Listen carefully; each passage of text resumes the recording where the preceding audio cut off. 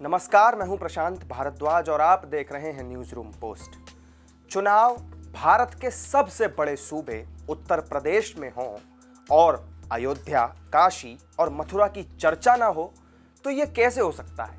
क्योंकि ये मुद्दे भारतीय जनता पार्टी के कोर एजेंडे में शामिल हैं।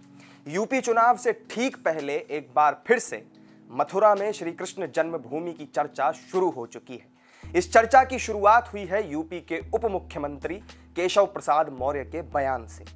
केशव प्रसाद मौर्य ने कहा है कि अयोध्या, काशी में भव्य मंदिर निर्माण जारी है और मथुरा की तैयारी है। जाहिर तौर पर उनके इस बयान से यूपी चुनाव में बीजेपी की रणनीति का अंदाजा लगाया जा सकता है। वैसे भी जब यूपी चुनाव में अब्बाजान, जिन्ना, कलाम इन सब के नाम पर राजनीति हो रही है तो भला भगवान इस चुनाव में उतरे बिना कैसे रह सकते थे? अयोध्या तो झांकी है, काशी मथुरा बाकी है। यह नारा बीजेपी के कोर एजेंडे का हिस्सा रहा है।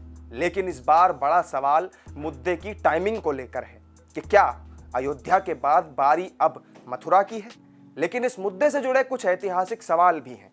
पहला तो यही है कि मथुरा में श्री कृष्ण जन्मभूमि से जुड़ा ये पूरा मामला आखिर क्या है? कौन सी थी वो घटना जिसने मथुरा की ऐतिहासिक कृष्ण जन्मभूमि को विवादित बना दिया? अगर बीजेपी 2022 में यूपी की सत्ता में वापसी करती है तो क्या कृष्ण जन्मभूमि को भी राम जन्मभूमि की तर्ज पर मुक्त कराने के लिए आंदोलन और कार सेवा जैसी घटनाओं को अंजाम दिया जाएगा? ऐसे तमाम सवाल आपके जहन में जरूर आ रहे होंगे। आज इस वीडियो में हम आपको इन्हीं सवालों का जवाब देंगे, लेकिन पहले आपको बताते हैं कि वो वजह क्या थी जिससे ये मामला एक बार फिर गर्मा गया। दरअसल यूपी के डिप्टी सीएम केशव प्रसाद मौर्य ने इस मामले पर एक ट्वीट करके सियासी पारा 7वें आसमान पर पहुंचा दिया। केशव मौर्य ने ट्वीट करके लिखा कि अयोध्या, काशी भव्य मंदिर निर्माण जारी है, मथुरा की तैयारी है। केशव मौर्य ने इस ट्वीट को अपने ट्विटर प्रोफाइल पर बाकायदा पिन भी कर दिया है। अब उप मुख्यमंत्री के इस ट्वीट के कई निहितार्थ निकाले जा रहे हैं। ऐसा इसलिए भी है क्योंकि डिप्टी सीएम से पहले सीएम योगी आदित्यनाथ भी अयोध्या में दीपोत्सव के दौरान आगामी चुनावों में कृष्ण जन्मभूमि के मुद्दे को बड़े मुद्दे के रूप में उभरकर सामने आने के संकेत दे चुके हैं। 30 अक्टूबर 1990 और 2 नवंबर 1990 को इसी अयोध्या में राम भक्तों पर, राम कार सेवकों पर गोलियां चलाई गई थी। बर्बर लाठीचार्ज हो रहा था। तब जय श्री राम बोलना एक अपराध माना जाता था। तब राम मंदिर की बात बोलना अपने आप में एक अपराध होता था। लेकिन भाइयों बहनों, आपकी ताकत, लोकतंत्र की ताकत कितनी मजबूत होती है, आपने उसका एहसास कराया। और उस ताकत का एहसास है जो कल तक राम भक्तों पर आज से 31 वर्ष पहले गोलियां चला रहे थे, आज वो आपकी ताकत के सामने झुके हैं। अब लगता है कि अगर कुछ और वर्ष आप इसी प्रकार से ले चले तो अगली कार सेवा के लिए वे और उनकी पूरी खानदान लाइन पर खड़े होते हुए दिखाई देंगे। आप देखना, अगली कार सेवा जब होगी तब गोली नहीं चलेगी, तब राम भक्तों पर, कृष्ण भक्तों पर पुष्पों की वर्षा होगी। और यही लोकतंत्र की ताकत है। केशव प्रसाद मौर्य ने अब अपने ट्वीट के जरिए एक तरह से सीएम योगी के इसी बयान को आगे बढ़ाया है। तो चलिए अब पलटते हैं इतिहास के उन पन्नों को जिनमें दर्ज है मथुरा के श्री कृष्ण जन्मभूमि मामले की दास्तान। दरअसल श्री कृष्ण जन्मभूमि का मुद्दा तो बहुत पुराना है, लेकिन बीते 2 सालों में इसे लेकर ज्यादा सक्रियता देखी गई। मथुरा के 3 याचिकाकर्ताओं रंजना अग्निहोत्री, विष्णु शंकर जैन, हरिशंकर जैन और 3 अन्य ने एक याचिका दाखिल की थी। इस याचिका में कहा गया कि मुसलमानों की मदद से शाही ईदगाह ट्रस्ट ने श्री कृष्ण जन्मभूमि पर कब्जा कर लिया और वहां एक ढांचे का निर्माण कर दिया। भगवान विष्णु के 8वें अवतार श्री कृष्ण का जन्मस्थान उसी ढांचे के नीचे स्थित है।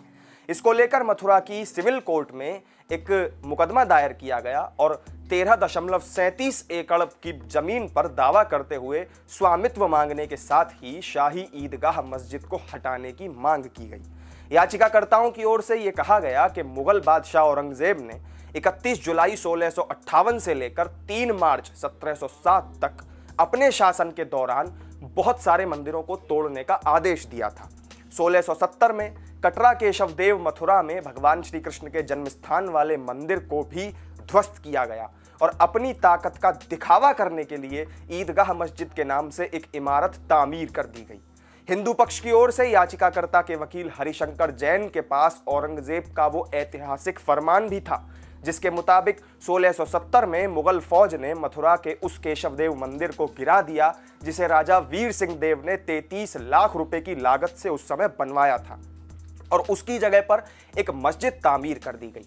और इतना ही नहीं, औरंगजेब का हुक्म मानते हुए मंदिर में मौजूद मूर्तियों को आगरा ले जाकर बेगम शाही मस्जिद की सीढ़ियों के नीचे दफन कर दिया गया ताकि नमाज के लिए जाते वक्त लोग उनके ऊपर से गुजरकर आगे बढ़ सके।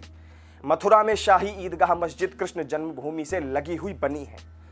1935 में इलाहाबाद हाई कोर्ट ने वाराणसी के हिंदू राजा को उस जमीन के कानूनी अधिकार सौंप दिए थे जिस पर मस्जिद आज भी खड़ी है।